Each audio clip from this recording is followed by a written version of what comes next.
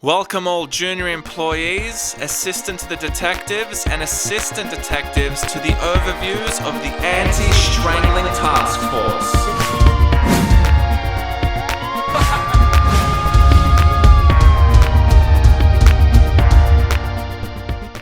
This is the overview for Great Scott Film Forensics. Now, in part 2 of episode 2, Scranton Strangler revealed, I went in quite a bit of detail around the role of symbolism, motif, and theme, and I'm assuming you've already seen that. If you haven't, go and watch that, because I'm not going to be covering that stuff in this episode.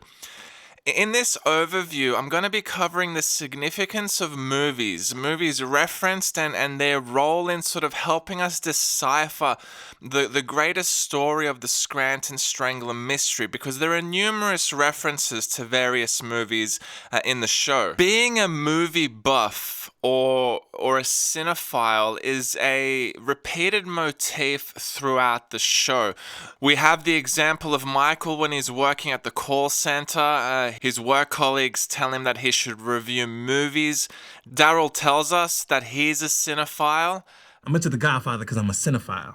When Michael's nephew comes into work, he tells us he's into cinema. I love cinema. My favorite movies are Citizen Kane and The Boondock Saints.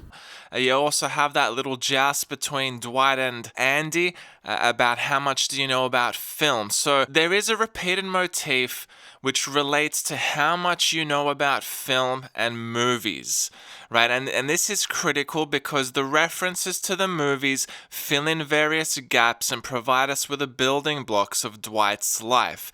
Now, in the Extraterrestrial Time Traveling Task Force overview, I did touch on the similarities between Back to the Future and various time-traveling elements in the show. So I'm not going to be repeating those things, but there are some parallels that I've already mentioned between Back to the Future and The Office. But there is one parallel that I'm going to mention in this episode, and it's this concept of standing on graves. In Back to the Future 3, when they finally find the DeLorean in the abandoned mine shaft, Marty finds Doc's grave, the Doc from 1985 that gets transported back to 1885. They find his grave, and then Doc says to Marty, "Don't stand there." Who the hell is Clara? Marty, please don't stand there! Oh, right. Sorry. Now, in the episode Chair Model, when they go to see the gravesite of the girl that died in the car accident, who was the chair model, Dwight makes a concerted effort to step over the grave. We also have accusations against Toby in the episode Fun Run, whether Toby was responsible for the desecration of an Indian burial site. And Michael even says, did anyone park on a grave site? Did anyone do anything involving an Indian burial ground? Like what? Like park on it, or dig up a body. Toby, do you have anything you want to tell us? No, I did not violate an Indian burial ground. Now, as I mentioned in the ETTT task force, this links into the motif of mummies, right? And as I mentioned in that episode, and I'll mention here as well, Creed dresses up as a mummy. One Halloween, we find that in another Halloween episode that Kevin is terrified of mummies. And in the episode where Dwight wants another interview for the manager position, he dresses up as a burn victim, but for all intents and purposes, he's really dressed up as a mummy. So we have this link to the grave and to mummies, and that links into the next movie that I want to sort of touch on here, which is The Crow. And we find out The Crow is Dwight's favorite movie when they're playing Desert Island, and everyone's listing their favorite movies, and Dwight says that his favorite movie is The Crow. Pam, play by the rules. Play by the rules. Dwight, all-time favorite movie. The Crow. The Crow was Brandon Lee's final movie, and there was an unfortunate accident, a firearms accident, and I'm sure a lot of you guys probably already know, and Brandon Lee ended up dying on the set. But the general plot of the movie is Brandon Lee plays Eric Draven, and what seems to be some sort of an occult group on Devil's Night goes out, they shoot him, they murder him, they throw him out of a window, and they also rape and beat his fiancée, who he was going to marry the following day. And she goes through, 30 hours of significant pain and trauma, and then she finally dies as well. And at some point, I think it's about a year later, Eric Draven is raised from the dead, and he crawls out of his grave and then goes out to seek vengeance against those people who committed these crimes against him and his fiancée. Now, the link that Eric Draven has to the temporal world is the Crow. So at some point, the villains of the movie try and kill the Crow, and by injuring the Crow, they actually injure Eric Draven's supernatural abilities, because he's able to take bullet shots, and he has various other powers that are sort of bestowed upon him, and he doesn't know how any of this happened. He questions that himself, right? And there are definitely supernatural and even Christian themes in the sense of sort of divine judgment, and there are a number of sort of biblical references in the movie as well. Now, given the fact that this is Dwight's favorite movie, and we have a very strong link to mummies, to graves, and as I'll touch on a little bit later in this overview, coming out of the grave, right? There is a couple of parallels that I want to sort of draw with the Office Scranton Strangler mystery and this movie. Those things are, as I already said, coming out of the grave, supernatural and occult references, incest and rape, vengeance, adoption, brothels, drugs, and clowns. Now, to start with coming out of the grave, in the episode 725 Search Committee, this is the episode where, Dwight has fired the gun in the previous episode, and now they need to find another manager, and the Search Committee has started to make sure there are no more mistakes with who ends up being manager. And obviously Dwight, this is the episode where Dwight dresses up as Jacques Souvenir. And in this episode, Dwight is really pushing to have another interview. Obviously, Jim doesn't want to allow this. He doesn't want to be responsible for, putting Dwight back in charge, when really the whole search committee was started because of Dwight.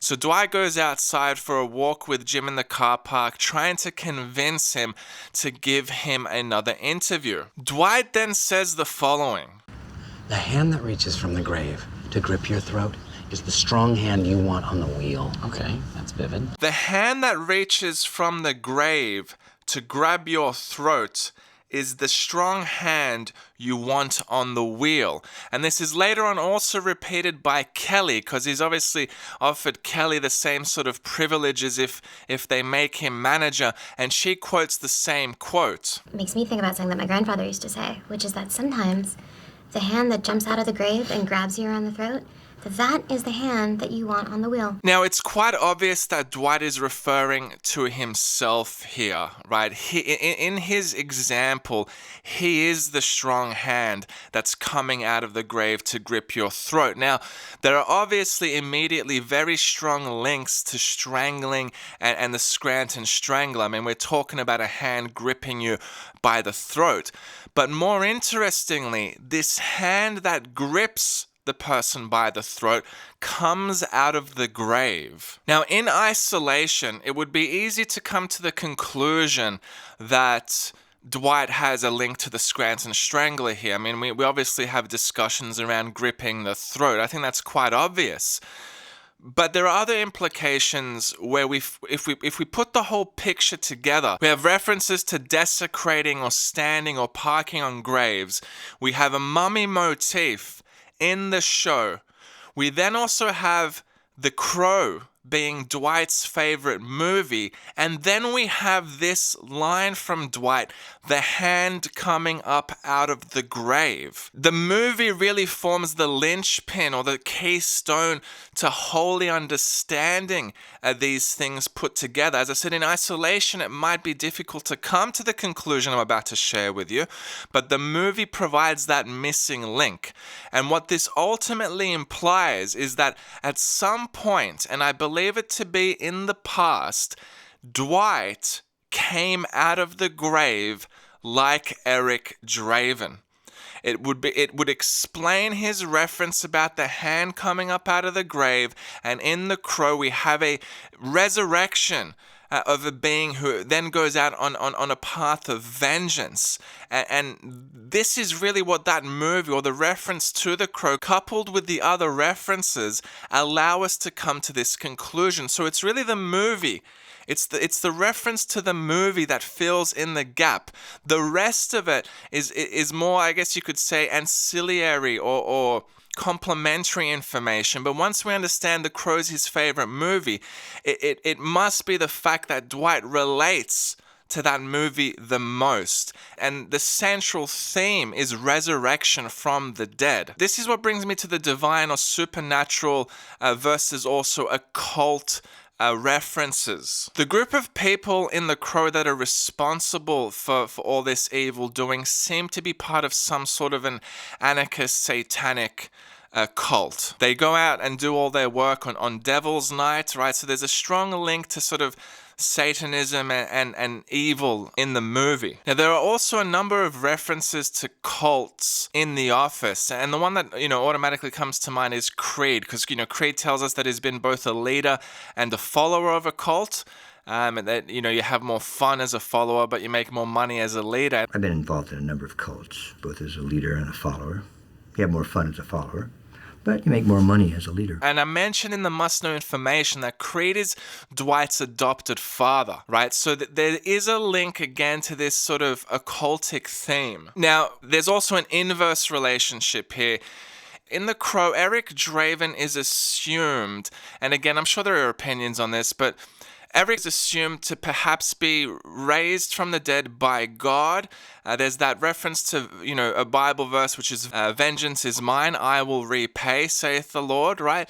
And I guess the implication is that Eric Draven was raised to the dead and that God will enact divine judgment in this life against the people who committed those crimes. Now, in Dwight's case, I believe there's evidence to suggest that it's the inverse, because in the episode where Dwight says he's going to be Jim's boss, he says, welcome to Hotel Hell. Check-in time is now, check-out time is never. And he says that he runs the whole joint with Satan.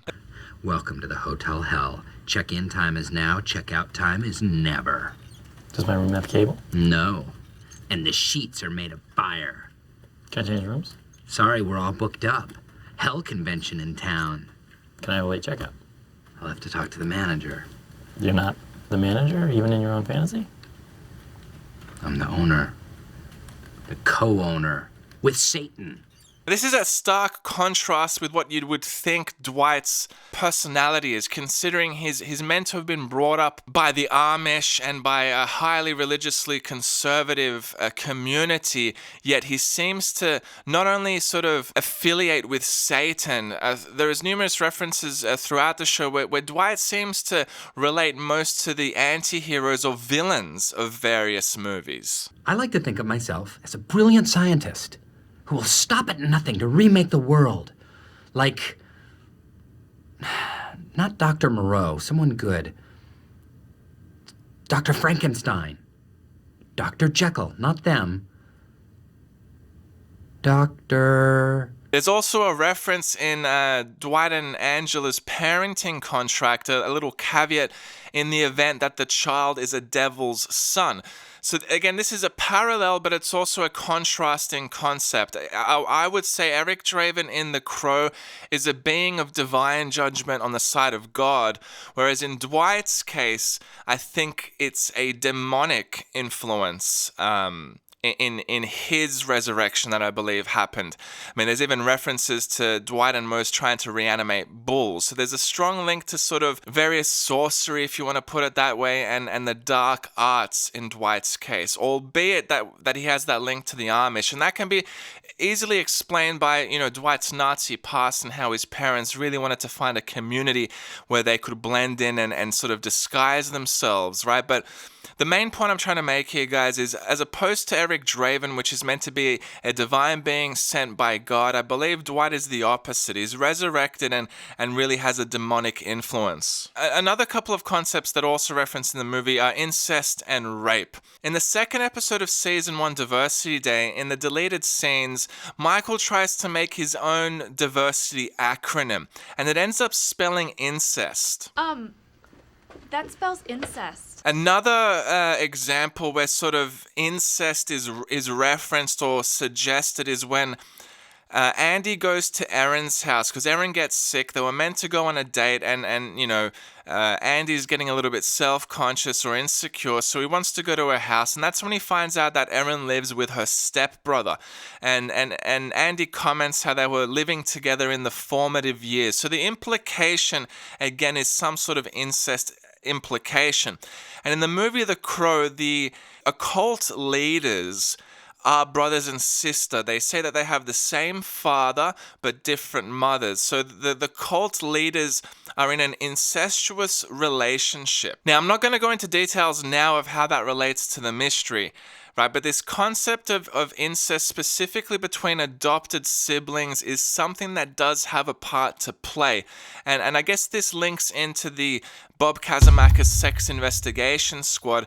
But, I guess in this overview, I'm really drawing the parallel or the link to The Crow again, which is another concept that we could source to some degree from The Crow. Also rape. Again, a very dark theme. And the whole movie The Crow, actually, if you've seen it, is quite a dark movie. Even the imagery and the cinematography and the music, it's very dark, right? But rape is mentioned when Michael is going through the complaints that Toby keeps on filing away. There's a murder-suicide mentioned and also a rape mentioned. And Toby is a lazy detective who has decided that these armed robberies and rapes and murder-suicides are not important enough to solve. Well, you know what? I have a problem with that. Right, and obviously Eric Draven's fiance, she ends up getting raped and beaten and goes through a very torturous and hellish experience, right? So I'm not exactly sure where the rape fits in to the story, right? It's something for the Kazimaka's sex investigation squad, but it's, again, another parallel that we can make between the show and The Crow. Adoption is another theme. Obviously, we know there's numerous references to adoption throughout The Office. I'm not going to sort of pin any individual ones here, but adoption is a significant part of the mystery. We have the young girl Sarah in The Crow, who is adopted by Eric and Shelley because her mother works in a brothel and she's addicted to morphine. And again, drugs are a part of The Office, and we even have references to heroin by Creed in certain episodes, right? And we even have references that The Office used to be a brothel, right? So this sort of concept of prostitution and drugs, and I guess in the case of Sarah getting adopted by Eric and Shelley, again, concepts that we can see parallels between The Crow and various things that happen in the show. Then the last one I want to touch on is clowns. Obviously, Eric Draven's face paint makes him sort of look like a scary clown. Various characters in the movie sort of, poke fun at his clown face paint. And the two examples that come to mind is the clown painting, which is sort of fixed into Jim's parents' house. Right, if you remember, there's that clown painting which is, fastened to the wall. The frame is a part of the wall. And then we've also got that clown wrestling poster that Dwight puts in his childcare center that he starts, once he buys the building, that he starts in the office building as well, right? So there's a couple of references to clowns as well. So you can see there are multiple parallels we can make with The Crow, with the most significant one being this concept of coming out of the grave. So when we couple this also with what I've covered in the ETTT task force, right, we can see certain movies immediately have significance to the mystery. I mentioned in that overview that Back to the Future and Terminator sort of give us this concept not only of time travel, but the time loop, as well as additional parallels. In The Crow, we've got numerous parallels, coming out of the grave, adoption, so on and so forth. But they're not the only movies referenced in the show. Right, there are numerous movies referenced in the show, and all of them have relevance to varying degrees of weighting, is the way I would put it. So to go to one that I think has less weighting is the movie Showtime with Eddie Murphy and Robert De Niro. It's a great movie. I'm a big fan of that movie as well. Now, we can draw some parallels to this movie. I mean, first of all, Michael on a number of occasions says it's showtime. In the last Dundee's episode, when he's talking to Deangleo in the bathroom, he slaps Deangleo and says it's showtime. 1, 2, 3. It's showtime. All right, here we go. Then when they're trying to beat Danny Cordray in the sale, Michael tries to get everyone to say it's showtime. On the count of 3, it's showtime. Ready? 1, Nope, not doing that. I've been on Showtime mode since breakfast. Okay, Have you not? all right, just forget it then. Showtime! It's showtime. Oh, never mind. Right, so we have a couple of references to Showtime. Now, the basic plot of the movie is a TV network wants to make a reality show on real police officers and follow them around and beam this stuff up live. That's the simple plot of the movie. Now, there are some parallels. Obviously, police officers are referenced a number of times in the show. There are also certain various fan theories which suggest that The Office may not be a documentary, that it may in fact be a reality show like Big Brother or the Apprentice, right? And that'll be something that Rogue Squadron will sort of be looking into, right? So there are parallels to Showtime. And I'm sure there's some relevance, but certain movies seem to have more relevance and have additional references. And the movie I want to use in this example is Legends of the Fall. The only reason I saw Legends of the Fall is because it was one of Meredith's favorite movies when they were playing Desert Island. So I wanted to see if there was any sort of links or anything peculiar about the movie that could link back to the mystery. This movie is not just referenced by title, but there's actually more than just an explicit reference to Legends of the Fall. In the movie, and I'm not going to go over the plot of the movie just yet, right? But if you've seen the movie, you'll know that Alfred, which is one of the 3 brothers, I believe the youngest brother dies in the war, and then Tristan and Alfred feel somewhat responsible for their brother's death.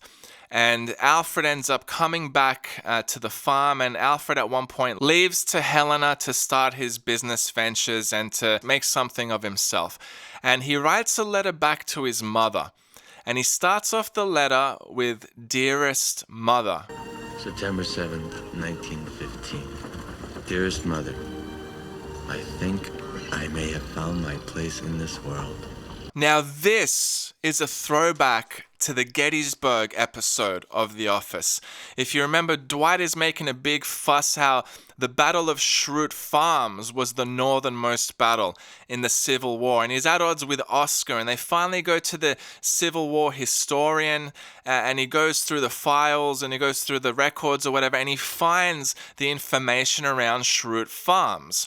And we actually have a letter that's written by the occupants of Schrute Farms, and it starts with exactly the same delivery. Dearest Mother. Dearest Mother, I'm sorry it has been so long since my last letter. It is 3 months since I arrived at Schrute Farms. Now you can see that this goes beyond a parallel. We've literally ported scripting from the movie into The Office, right? So what that tells me is there's more significance to the movie in relating not only to the Scranton Strangler mystery, but also understanding Meredith. And there's a couple of parallels that we could sort of comment on with Legends of the Fall. For example, there are 3 brothers. Jim has 2 brothers. This links into sort of the curse of 3. Mother issues, right? The motherly figure plays a very important role in the Scranton Strangler mystery. And the mother leaves the family because she can't handle the weather, and she moves to the East Coast. And I think, Tristan, for example, played by Brad Pitt, feels some level of abandonment with his mother. And the relationship between Dwight and his mother is integral to understanding this mystery. Love triangles. We've got, all 3 brothers end up getting involved with Susanna in one way or another. And again, we have dozens upon dozens of love triangles in The Office. Native American themes are a strong theme in Legends of the Fall, and we have a number of references to Native Americans in The Office as well. World Wars and Germans, another theme that parallels. Prohibition and alcohol, there's multiple references to alcohol, so another parallel. So you can see there are many parallels between Legends of the Fall and the show. And they definitely link into the Scranton Strangler mystery very, very strongly. Not only does it help us in deciphering various elements of the Scranton Strangler mystery, it also helps us to understand Meredith. So the favorite movies people have link into their personas. Now, by now in this overview, you should realize that movie references and the porting of various movie lines into the show are not just done simply for cultural references or for fun or for humor's sake, right? They play an integral role in understanding elements of the Scranton Strangler mystery. They are the inspiration for various elements of the Scranton Strangler story. That's not to say that they are copied like for like, right? They are an inspiration, and we need to treat them as such, and they will help us to sort of fill in the gaps or to make sense of various concepts that are communicated to us. The best example, again, being the crow and this concept of lifting a hand out of the grave. It is that combination of understanding symbolism, motif, theme, and recognizing Dwight's favorite movie that gives us the whole picture to come to that conclusion. This is what leads me to the specific assignment for Great Scott Film Forensics. In the episode The Merger, when Andy and Dwight finally meet, they have that little back and forth regarding who is the higher ranking member in the office. And then, Andy says, I'm a director, which is the highest role on film set, and do you know anything about film? And then Dwight says, I've seen 240 of them. And I'm a director, which on a film set is the highest title there is. Do you know anything about film? I know everything about film. I've seen over 240 of them. Congratulations. Now, this is a clue, guys, and this is actually one of the mysteries or one of the puzzles of the show. It's to work out what that list of 240 movies is. Now, there's a very comprehensive list already done by a person named Elton on Letterboxd, and there are 179 movies put on this list. That means that there are 61 movies missing. And it is going to be up to us not only to watch the movies that are referenced, to see if there's any links and to grade their relevance. We need to work out what these are, 61 missing movies are. Obviously, this list is relatively comprehensive because we have some movies that are referenced explicitly, then we have some lines from movies which are just so obvious that they come or that they're inspired. Like, for example, when they're in Tallahassee and then Dwight wakes up Jim, he opens the door and says, "Here's Dwight." Here's Dwight. Which is obviously a throwback to his Johnny, right, from The Shining. So that one's easy. The explicit references are easy. But we need to be mindful, like in the case of Legends of the Fall, where movies are not only referenced, but, if we do have lines or scripting that's ported across, there must be greater significance to those movies, or at the very least, we need to investigate them.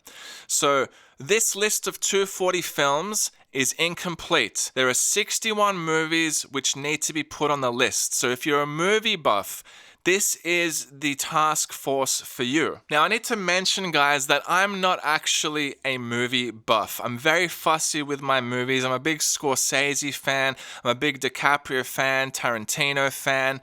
I'm a big fan of the classics, Star Wars, Back to the Future, Indiana Jones, Terminator, The Lord of the Rings, The Hobbit. So, but I wouldn't say I'm a movie buff, in all honesty, mainly because I've been watching the same show and migrated from watching the same show to now studying the same show for the last forever, if you can guess which show that is, right? But the reason I'm a part of this task force is because I've spent so much time on this, which is watching these various movies. I hadn't seen Legends of the Fall. I hadn't seen The Crow. It was the show which really was the impetus for me watching them, right? But I have spent quite a bit of time on, the show's symbolism, motif, and theme, and those things definitely fit into the Great Scott Film Forensics manifesto, if you want to put it that way, right? So ultimately, we're looking for film and movie buffs. If you've really seen a lot of movies, I strongly suggest you join this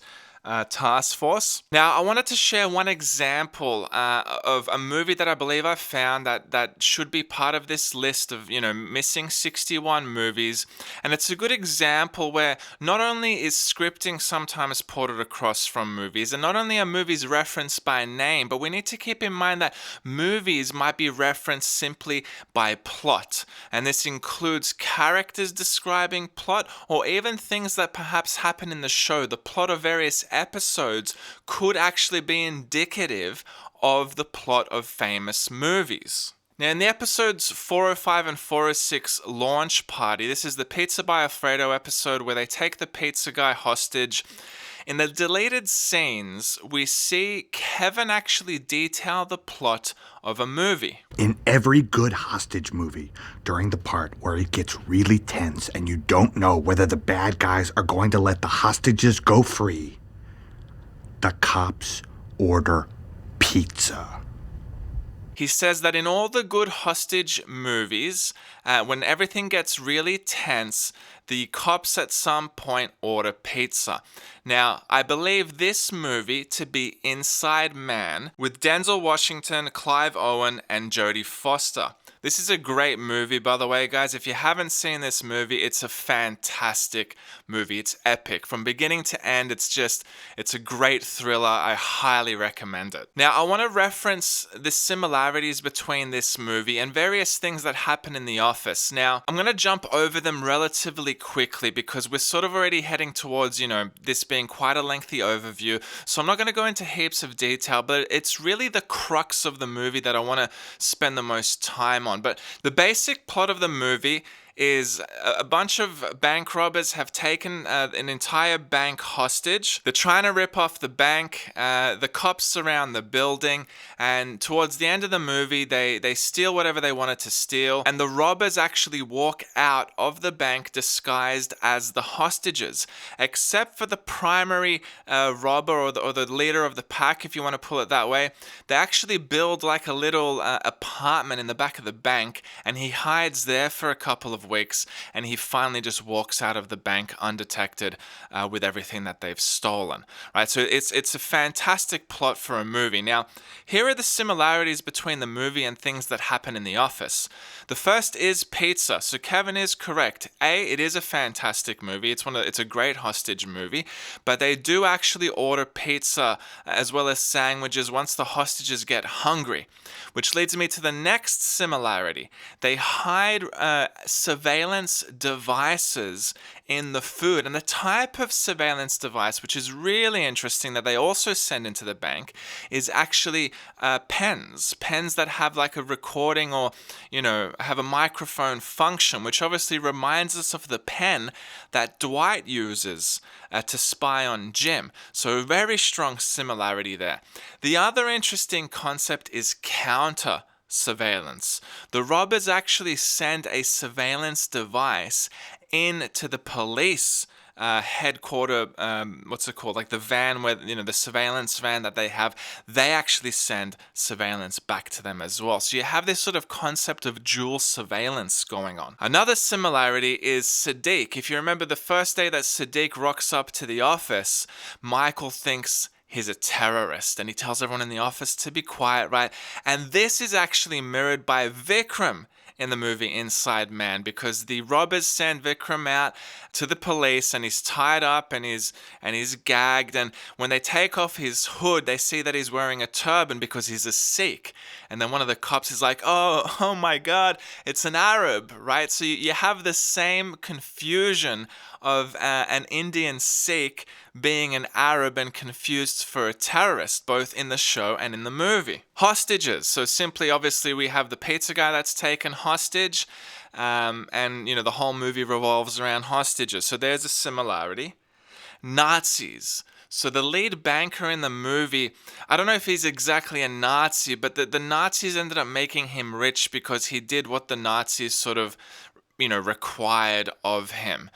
So he was, how would you put it, maybe complicit or condoning of their actions in what they were doing during the Second World War. And that's ultimately how he ends up becoming a wealthy billionaire banker. And one of the things that the robbers are stealing are the documents that pertain to his Nazi past. So we obviously know that Dwight has a strong Nazi link, and how his ancestors actually came to America and came to be part of the Amish community is something that we're going to be looking into. Diamonds. Now this is something I haven't really touched on, and I'm not going to go into too much detail, but I strongly believe that there is some sort of Nazi treasure that is a part of the Scranton Strangler mystery, and something that both that Dwight, Creed, and Kevin, they're trying to retrieve this treasure that's hidden down a well. I know I'm jumping ahead here, but in the movie Inside Man, part of what the banker has in his vault isn't just the documents. He's got diamonds, and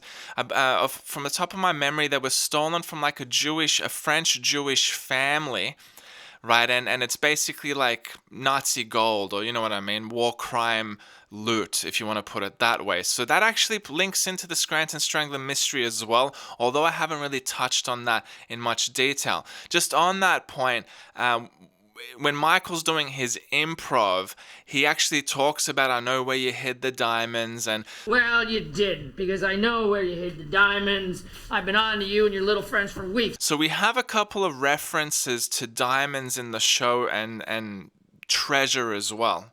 Now you can see, guys, there are numerous strong links to this movie. Right now, if we want to compare it to The Crow, the crux of the movie The Crow is Eric Draven coming back to life from the grave, rising from the dead.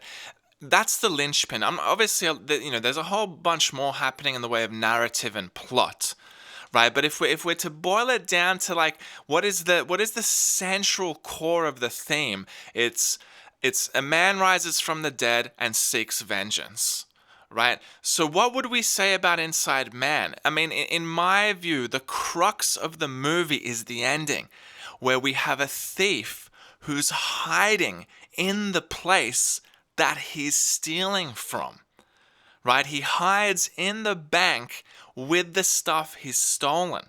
Now, I think this can strongly be linked to Dwight and his financial fraud, and I go into, obviously, a lot of detail in that in the colorblind financial fraud regulator episode, right? But you could argue that Dwight is effectively stealing from Dunder Mifflin whilst he's at Dunder Mifflin. So is that the primary concept that's being communicated to us? The other one that I think we should also be mindful of is the fact that in Inside Man, he hides in the bank in like a safe room or something like that. So perhaps the concept of a safe room forms one of the building blocks of the Scranton Strangler mystery. Just things to keep in mind. But in my view, one of these 61 missing movies is undoubtedly Inside Man. There are simply too many similarities and concepts that seem to be ported across for it not to be. So that plot that Kevin outlines, it's got to be this movie, and it's a good example how we need to sort of think a little bit deeper, guys. Perhaps a plot, something, the description of a plot is going to give us one of these movies, right? It's always easy when we're just looking at scripting or movies mentioned by name. That's simple.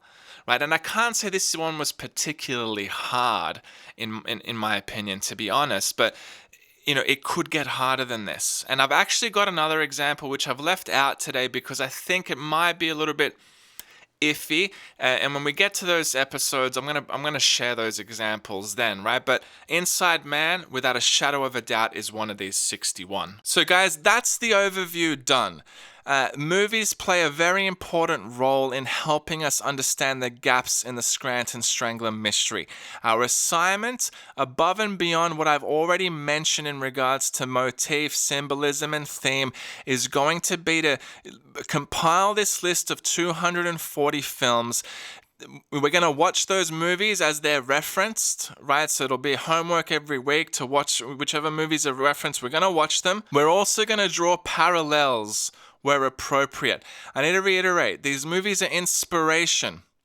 It doesn't mean that we've copied them like for like, but concepts, plots, and themes are used as inspiration, and we need to sort of be able to decipher what they are. So if you're a TV and movie buff, if you've seen 240 films, then the Great Scott Film Forensics is the team for you. Welcome to the Anti-Strangling Task Force.